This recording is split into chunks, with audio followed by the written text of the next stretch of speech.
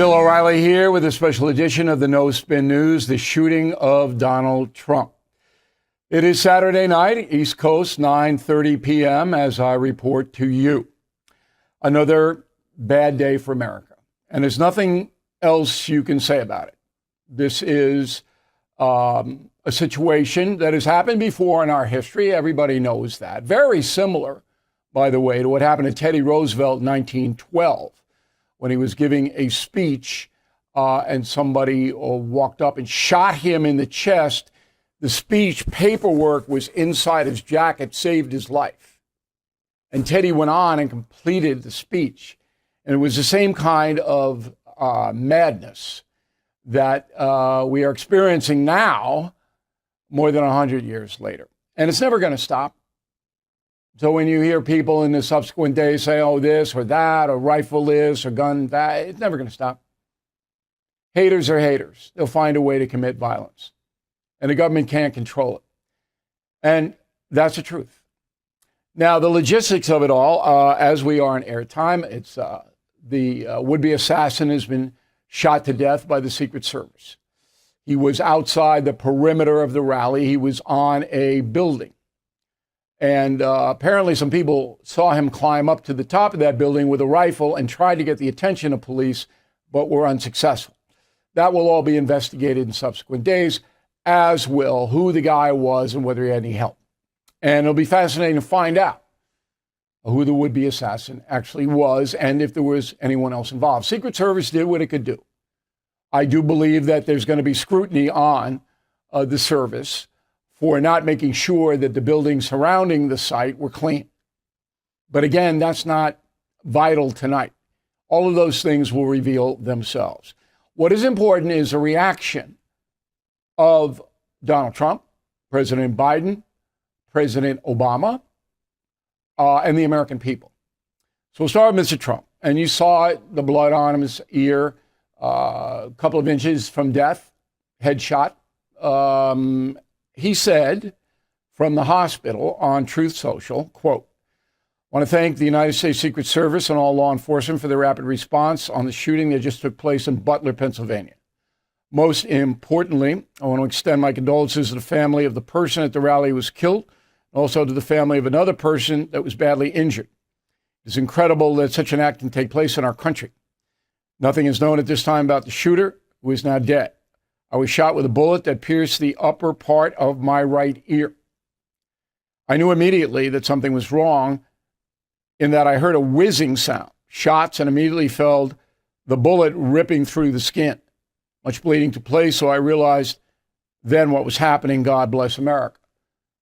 A factual statement. All right, no rancor. I believe that Donald Trump, as anybody would be, is angry and very, very sad. And there may be another wounded civilian as well. We're trying to get the details on that. So the first one to react on the Democratic side was former President Obama. He beat President Biden to the punch, as they say, in a cliche. So Biden went on TV and he issued a statement that, was okay. Nothing wrong with it at all. But he should have issued it sooner. And I actually tweeted that. You can read all my tweets, by the way, on BillO'Reilly.com.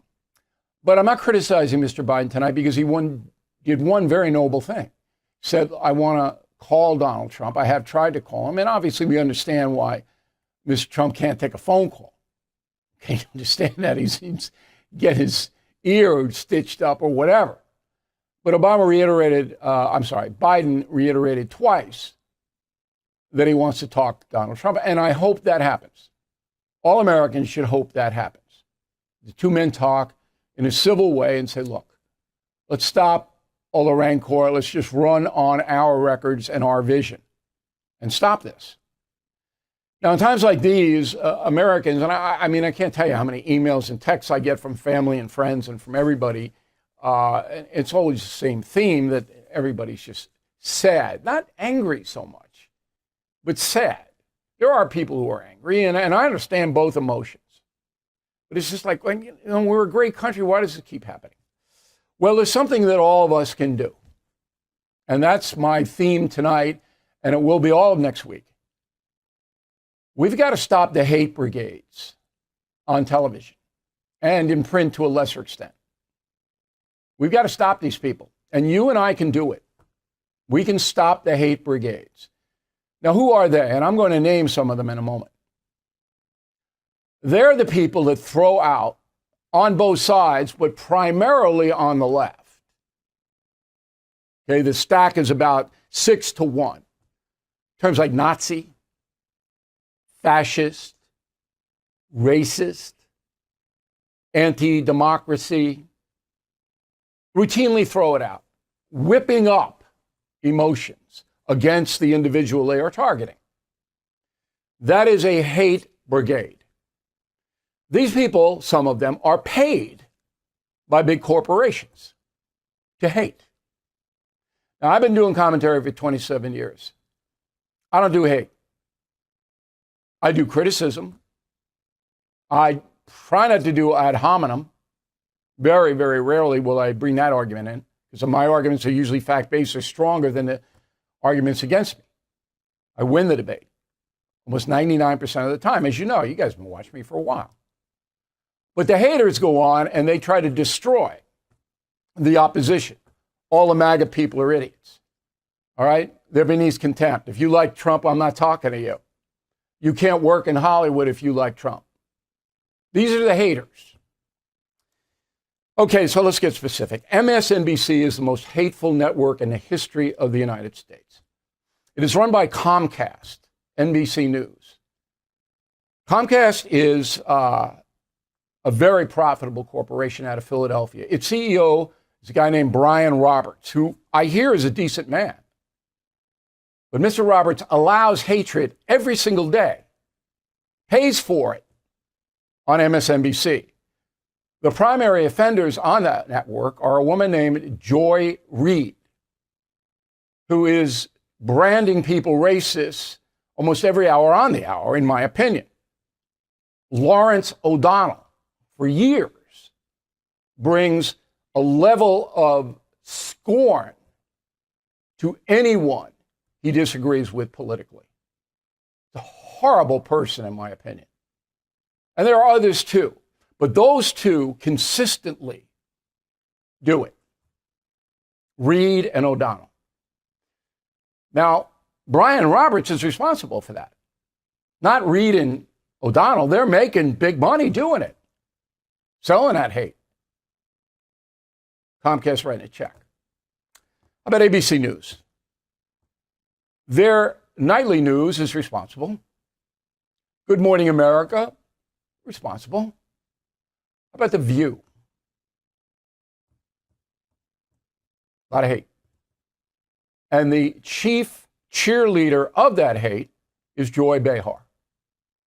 And she has been doing this for decades. Decades. And she gets a check every week from Disney, which is run by a man named Bob Iger. Okay? Iger is apparently okay with Joy Behar, who's been there forever.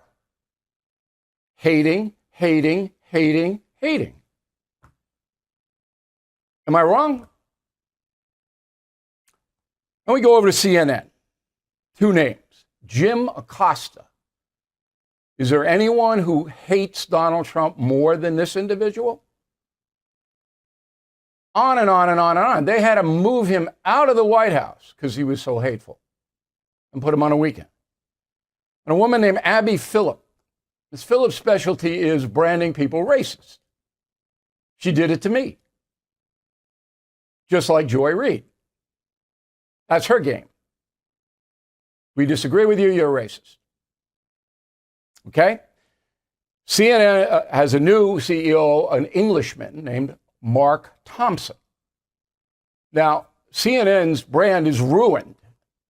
Okay, Mr. Thompson's not in there to save it. He just laid off 100 more people. They're not coming back. And the reason they're coming back is because they can't out-hate MSNBC. So the far-left loons who want this stuff, they go to MSNBC because MSNBC is more hateful than CNN. So CNN's left with no one. And that's why I've never seen lower numbers. It's just incredible what's happening over there. How about Lynn Cheney? Lynn Cheney, about as hateful a person as you could possibly get. The voters of Wyoming threw her out 3-1. How about Jennifer Rubin? You know this woman? Washington Post. She's a pundit on. You don't get more hateful than that woman. And I had my go around. Just Google Bill O'Reilly, Jennifer Rubin. You'll see what she's got. Because I gave her a chance to redeem herself. Okay. So what everybody should do is write letters to the CEOs of any organization that you find hate on. And there's right-wing hate, and on Monday on the No Spin News, I'll run a montage of hatred on the right. I'm going to do it. Because it's not as common as what's on the left, but it's there. Vitriolic, we want to destroy you. But tonight, because Donald Trump came within an inch of losing his life, we're concentrating on the Trump haters. Roll the tape. Not only are they planning on a civil war if they have to do that, but he's spelling it out specifically how and what they're going to do and how he's going to get revenge, how he's going to attack his enemies, all of these things. And when he talks about race, we know, and I'm going to tell you again today, Donald Trump is a pure racist. And I am worried that the attack is going to be on people of color. So maybe he didn't read Mein Kampf, but he kept a collection of Hitler's speeches by his bed, according to his first wife, in a Vanity Fair article. Oh. And you can hear it in his words. You can see it at his rallies. That's exactly the direction he's going.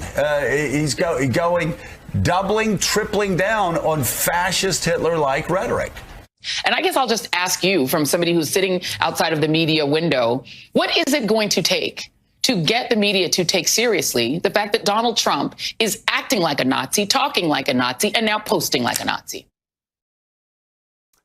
So is there any doubt why the level of hatred against Donald Trump and Joe Biden? Level of hatred against Joe Biden is high. And Barack Obama. But with Trump, it's on steroids. Another cliche, but it is. Day in and day out and day in and day out, those people. I've known Trump. I wrote a book on him, The United States of Trump. I've known him for 35 years. He's not a Nazi. He's not a racist. His 4 years in office did more economic good for Black Americans than any president in our lifetime. And that includes Lyndon Johnson, with real wages going up for African Americans. I mean, because I know so much, because I know most of these people, and I'm not in the business to put them out of business. I'm not saying pull them off the air. I'm saying to the CEOs, you better tell them to knock off the hate. I'm not organizing a boycott.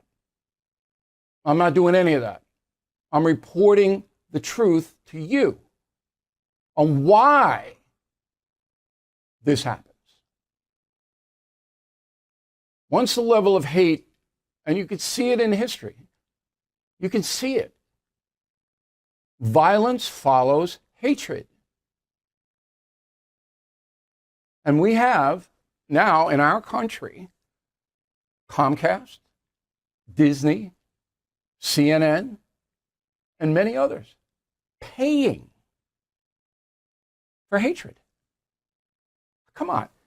You can oppose Donald Trump just on facts. You don't need to call him a racist or a Nazi. You don't need to say that stuff, that he's going to put everybody in jail and be a dictator and all that. Kamala Harris, the other day, oh, he says he's going to be a dictator on day one. This is Kamala Harris, the vice president. That's not what he said, lady. Okay? He said he's going to be a dictator in taking out the executive orders that Joe Biden signed that Trump believes are harming the American people. And he has a perfect constitutional right to do that, Kamala Harris, even though you don't know what the Constitution says. Now, I'm not being hateful toward Kamala Harris. I'm stating a fact. Kamala Harris is going to publicly say that Trump wants to be a dictator on day one. She either doesn't understand or doesn't care about why Trump said what he said, or is too dumb to know what the situation really is. That's it. There's no other ground. Now, I'm going to opt for he doesn't care. He doesn't care what she says. So anyway, something good may come out of this. I'm going to wrap it up. Something good might come out of this. The hate brigade has to go. And millions of American people are going to have to mobilize against the corporations that are paying for the hatred. It's as simple as that. And I'm going to lead it. I'm leading it. I'm going to lead the brigades. All right? The good brigades against the hate brigades. So on Monday, we're going to have obviously we'll know a lot more about the attempted assassination. We'll know a lot more about reaction to it. We'll have all that. And as I said, we'll have a montage of haters on the right that want Joe Biden destroyed. They want him out anyway. Put him in a coffin. Okay? But we are going to continue to say, here are the addresses. Here's how you do it. I'm going to give you all that information. You can easily get it on the internet. And if millions of Americans start to rally around the hate brigades and say, no, enough. We want differences of opinion. We want robust debate. That is healthy and good. But if you're going to pay for hatred, you're going to have to pay a price with we, the decent American public. Is that too much to ask? Am I doing the wrong thing? Bill at BillO'Reilly.com. Bill at BillO'Reilly.com, name in town. All right, that is our special report. I'm sorry I had to bring it to you under these circumstances. But we are going to be ahead of the game. We are going to have more information than anyone else, just like we have had more information about Joe Biden than anybody else. I actually wrote a column on Biden that I have to postpone because I'm going to use this program as my column tomorrow on BillO'Reilly.com. So if your friends didn't see this or anything, you'll be able to see the whole thing there. But the column is a lot of inside stuff about what's going on with Biden. I'll drop the column next week at some point. Thank you for always supporting BillO'Reilly.com. We will see you on Monday.